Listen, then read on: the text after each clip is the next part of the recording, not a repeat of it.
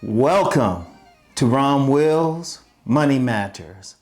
Vendors market to a storefront. Let me tell a story, right? Let me tell a story. A couple weeks ago, I was in a vendors market near me in Harford County. I forget what it's called, a Joppa Marketplace. I think it's called that. It used to call it something else. They just changed the name, but it's in Joppa, Maryland. All right, so I'm walking through there with my sons, and my son, he's young. He likes videos, video games, and stuff like that.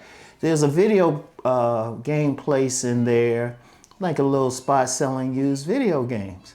And it looked familiar to me at first, like some of how they had, what they had in general, how they had it set up. And I didn't think about it right away, but then the store manager, the little spot manager, right, said, oh yeah, they have a storefront over in Bel Air, Maryland. And I was like, oh, wait a minute. We go there all the time.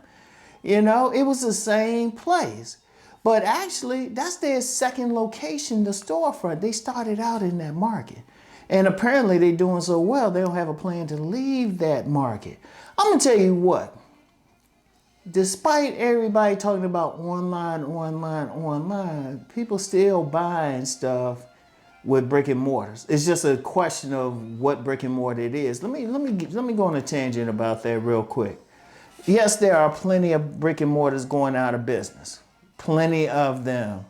Plenty of store chains going out of business. I'm just checking this real quick.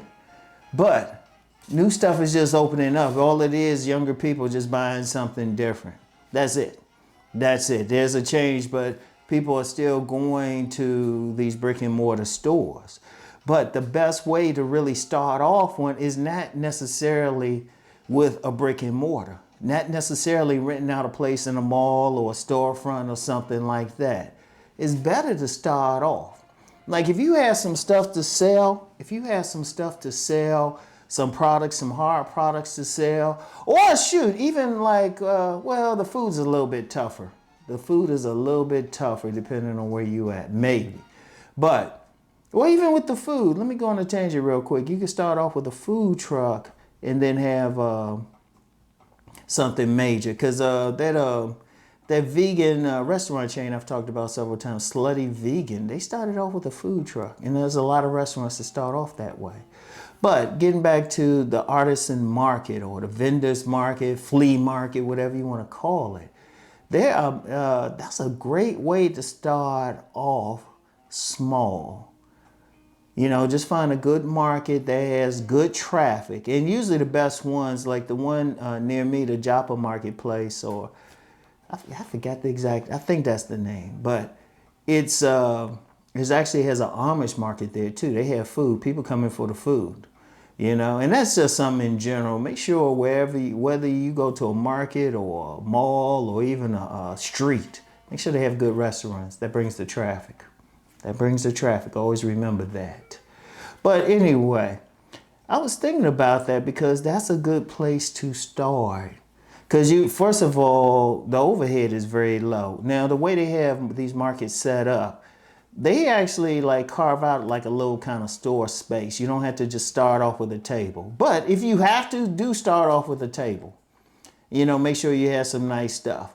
But then usually, and I've checked before into spaces like that, it really doesn't cost that much. It really doesn't cost that much. It's way, way cheaper than the standard mall or strip mall or whatever. Way, way cheaper. Start off there and start building up a clientele. And then you can like work out any kinks about how you selling stuff, how you setting up stuff and everything. Start off there and then possibly move to a regular brick and mortar storefront. And even then do like this particular store did and just keep both locations. Because they were doing well, because you go in both, there's always people in there. And one of the things is they sell primarily used video games. They sell used video games. So people always getting rid of them, but then people always buying them. They also had comic books. So, you know, I was like, oh, wait, used comic books, used consoles and everything. And in general, and this is just in a quick aside, I'll probably do a video on this, pay attention to what the market wants. People so much, young people especially, so much into video games, they buying it. But getting back to the main thing, that's a great place to start off business. A great place because you can figure out stuff. You can really think about moving into something bigger. Indeed, you know, I've had 1,000 jobs. I had at a vendor's market, I actually had a book stand. And it did pretty well for me. It did actually pretty well for me. Like, not like, you know, millions, of course, but, and I actually had started looking around for more of a brick and mortar place. Like, there was one mall I wanted to start a kiosk, but the bookstore that was already there was like, no. Even though the books I sold were just totally different from them.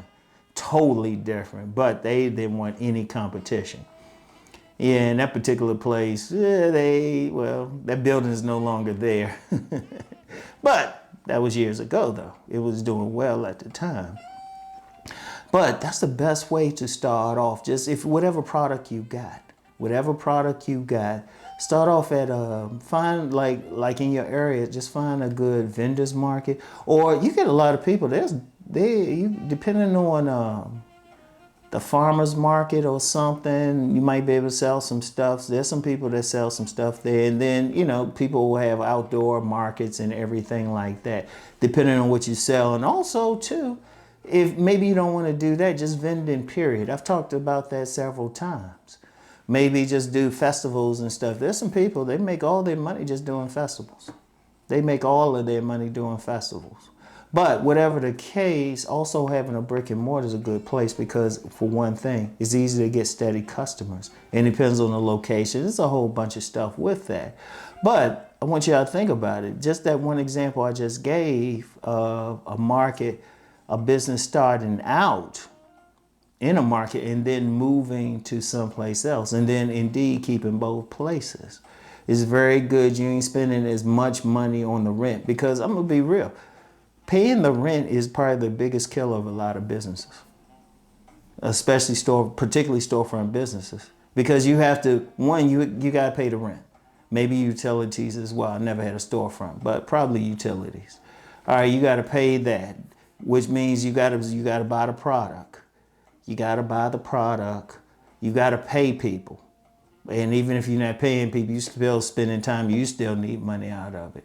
Whatever the case, you want to try to cut your costs, at least starting out, and then build slowly. Build slowly to the point that not only you moving from maybe a vendor's market to a storefront, but several storefronts, but still just build it slowly. But the bottom line is that vendor's market is a great place to start, all right?